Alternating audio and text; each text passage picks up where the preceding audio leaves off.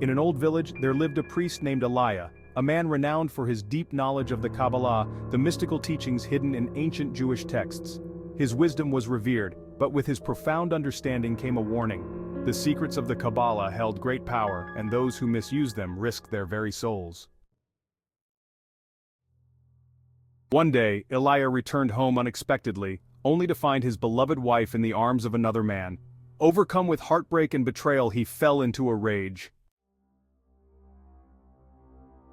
The betrayal echoed through his mind, and he found himself drawn to the ancient texts, to the passages he had vowed never to use.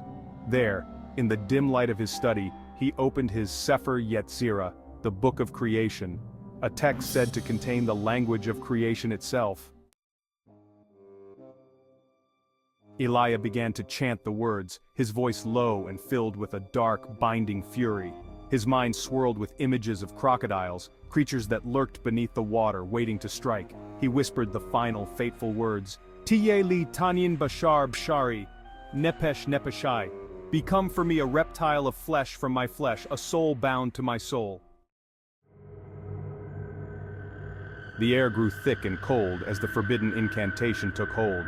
The man's body contorted, limbs stretching and morphing into a monstrous shape.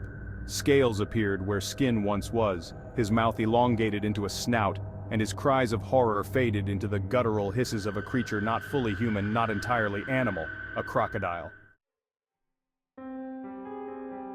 Elijah looked upon his cursed creation with both satisfaction and dread. He led the creature, the man now crocodile, to the edge of a nearby river and cast him into the water.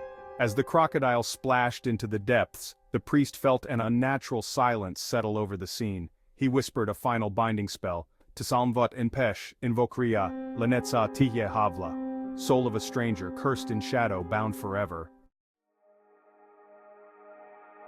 With this he turned away, but an unsettling sense lingered within him.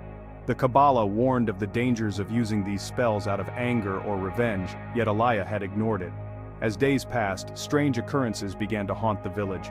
Fishermen swore they saw a crocodile lurking near the banks, its eyes glowing with a dark intelligence, unlike any creature of the river. Villagers whispered of the curse, calling the river the dwelling of shadows.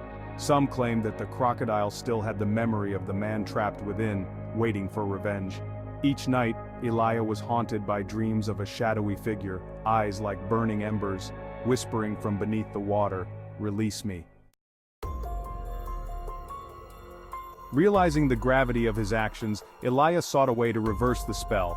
He returned to the Kabbalistic texts, searching feverishly for a ritual of redemption. But as he read further, he stumbled upon a passage he had overlooked before. Ham shanet selim, yoa arshvat, nishmatvo tishtake abatsalmvat. He who alters form without divine permission, his soul shall be bound in shadow. He realized that by casting this curse, he had bound not only the man's soul to the form of a crocodile but also his own spirit to that cursed creature, a dark tether of vengeance and suffering. The curse could not be undone without sacrificing a part of himself. Desperate and regretful, Elijah prepared one final ritual, a cleansing to sever the bond and free them both. As he whispered the final incantation, his own body grew cold, a shadow stretching from him and sinking into the earth, binding his spirit to the crocodile forever. The villagers say that on moonlit nights, a figure can still be seen along the riverbank, a crocodile with eyes that burn with sorrow and fury.